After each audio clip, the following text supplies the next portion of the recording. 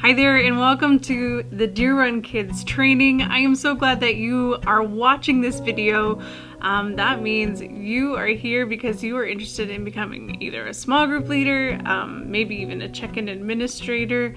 But yeah, thank you so much for your willingness to do that. So I know you're not able to be here in person, so in our in-person training I usually ask these icebreaker questions, but I want you to think about them too, and I'm going to share some of my answers. So first of all, what was your favorite candy or treat as a kid? What's something that brings back that just nostalgia of being a child again? Mine probably is these fizzy candies. They come in like a row of like 20, and they're these hard candies. The inside is like this fizzy powder on the inside. Or I would have to say Fun Dips. We would go to 7-Eleven often and get a Fun Dip.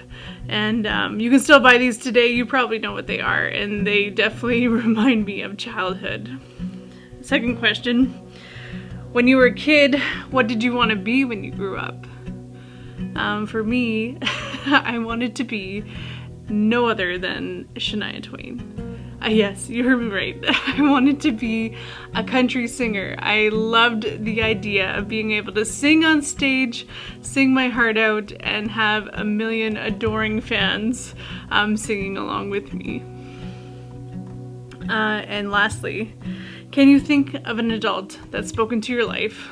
Maybe someone other than your parents, or someone who definitely had to care about you, but someone outside of your regular influence.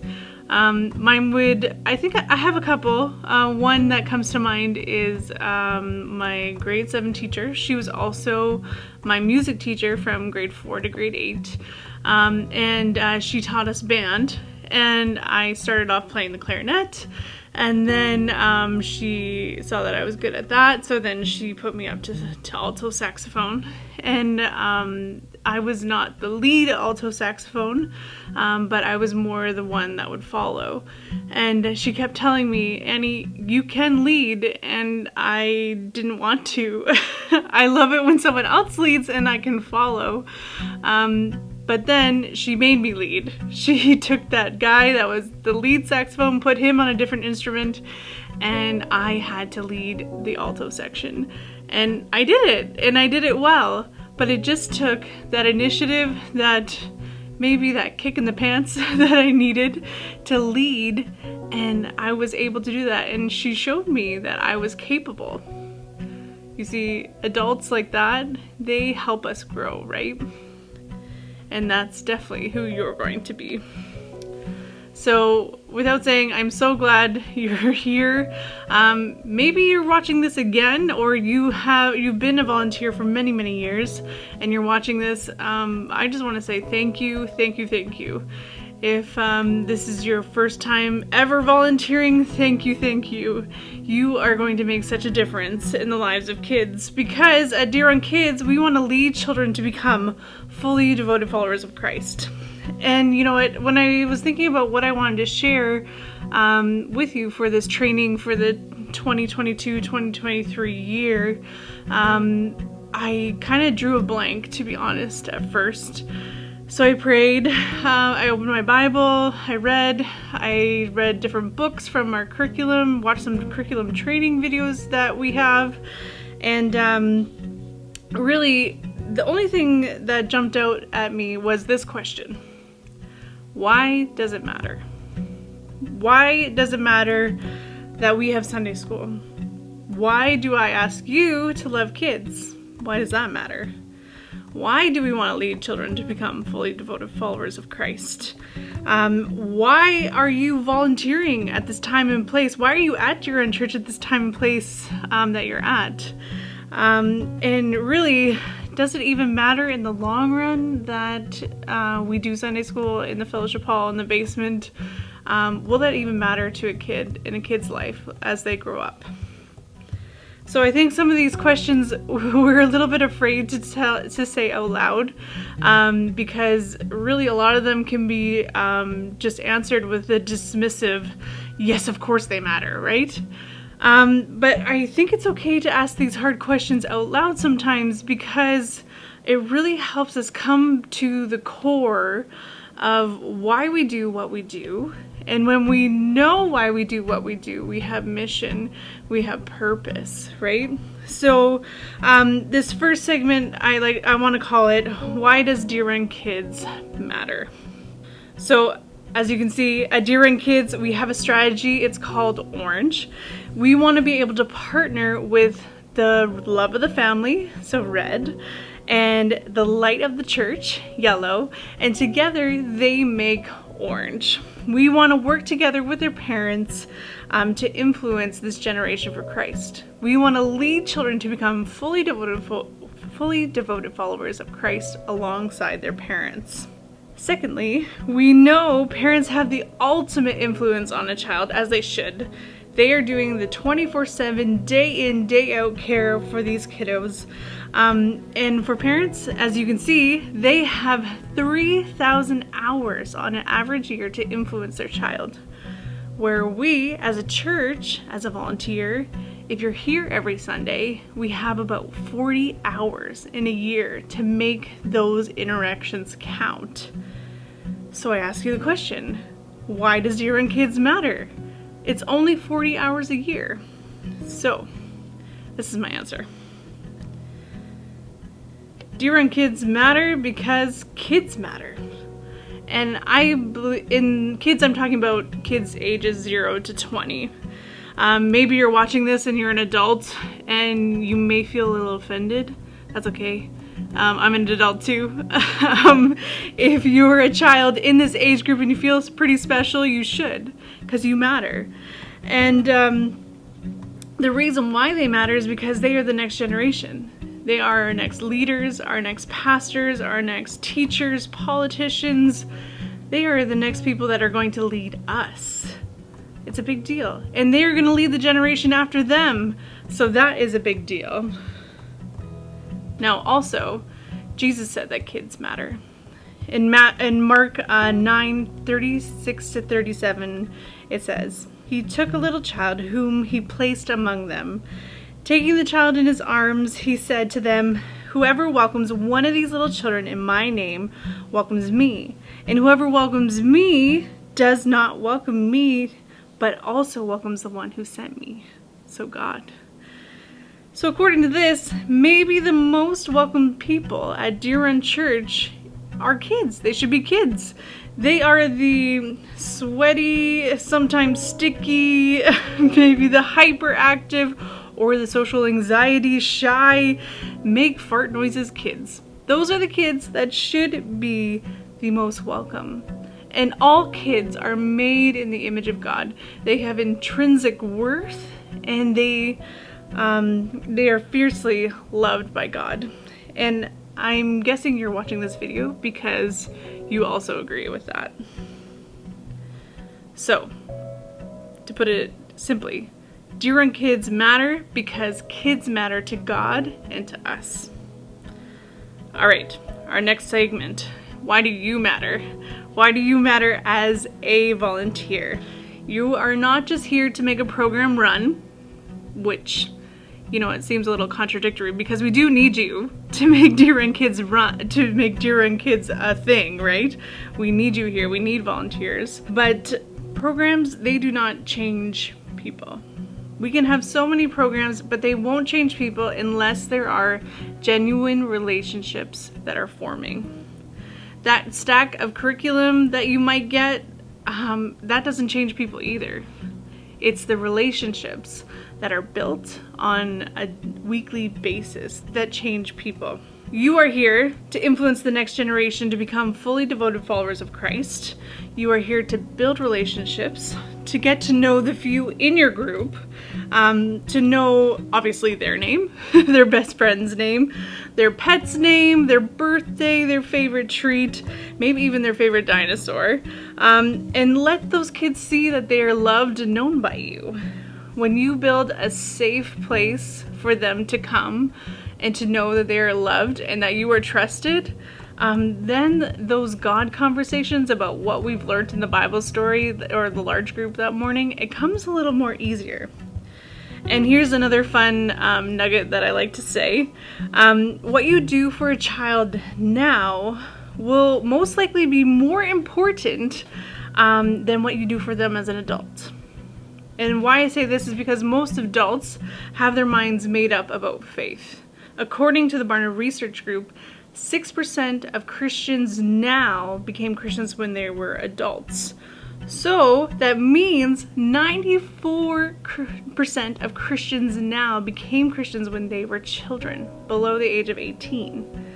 When you invest in a child and make those small deposits over time, week after week, it changes them. It shows them that another adult cares about them, knows their birthday, knows their pet's name, maybe even cares enough to ask about the latest Minecraft creation they're working on. And believe me, you care if you are going to ask about their Minecraft creation. They will talk your ear off forever. I know. And it's a wonderful thing. They know you care. So the reason why we ask you to love kids and to care for them is because children will first experience the love of God through a loving, caring adult. That's you, my friend. At VBS this year, I did a ton of behind-the-scenes planning. And then I also, the week of, did a lot of the Bible stories and some of the stage presence stuff. But I wasn't really involved with the kids one-on-one. Now my husband Herman, on the other hand, he led games, he got down on their level, he tried to learn their names, he tried, but he played with each group and he made sure the activities were good for their age group. And you know what, a week later we went to a baseball tournament and there were kids there that went to our VBS, and it was really cool to say hi to them. But guess who they remembered more? Herman. They remembered him because he was the one getting down on their level and playing with them and showing them that he cares. He had fun with them. So you matter, friends, because you will help kids experience the love of God. And to me, that's a big deal. Now, we know that Dear Run Kids matter because kids matter to God and to us. We know that you matter because you help kids experience the love of God. And because we know those two things, there are two more things that matter. So, how you lead yourself in your relationship with God matters, and how you prepare for Sunday also matters. We want to lead children to become fully devoted followers of Christ. We said that over and over. But if we want that to happen, we also have to be people who are leading ourselves to become fully devoted followers of Christ. So how we lead ourselves and how we connect with God may look a little differently, and that's okay. God wired us differently, and it's a beautiful thing. But there are 4 ways that I just want to share with you that you are actually going to come across in your curriculum of how you can build a relationship with God. And these 4 things are hear, pray, talk, and live. So when we say hear, I'm talking about not just the audible kind that you hear from God, because sometimes we do, I have, but I'm talking about getting into the Word, getting into the Bible, reading it for yourself, maybe downloading the Bible app and starting those devotions, or getting in a group of people and just reading the Word together. Hear from God, also through sermons. Making sure that you are attending regularly in the church service as well. If you can't make it to the 3rd service, make sure you for sure catch it online so you're part of that community too. Pray, obviously pray. Pray whenever you can. Pray without ceasing, right? It says. So I love to pray in my car when I'm driving. I don't know about you. Where is your best time or ways that you like to pray? And also talk about what you've learned. Talk about even your Sunday school lesson that you taught. Talk about the things, the truths that you're learning. Talk about it with your family, your friends, anytime you can. It really helps build that relationship with God, and you can bounce ideas off of each other. And lastly, live. Serve. You are serving. If you are a part of Dear Run Kids, you are serving. But also make sure your day-to-day life from Monday to Saturday also lines up with the things that you are teaching your kids in your small group. not only will that reinforce how your relationship goes with God, but also your life will be an authentic relationship with Christ, right?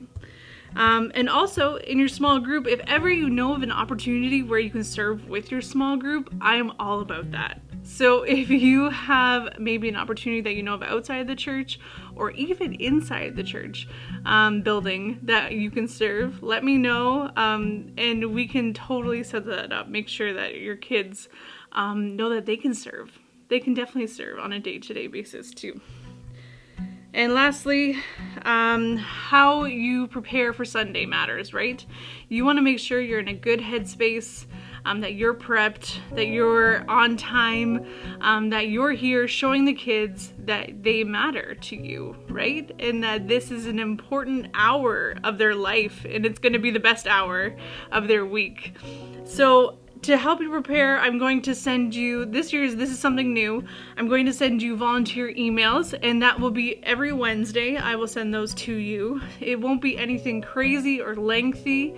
However, it will already introduce to you what the Sunday school lesson will be about. It will reiterate the bottom line, also the memory verse. This just gets your head already in the headspace of preparing for Sunday. I know sometimes we find ourselves on Saturday, right? Saturday evening preparing for our lesson, which is kind of last minute, and I've been there 100%. However, if we already are getting ourselves prepped on Wednesday, that makes throughout the week, it reminds us to get those preparations in as much as we can.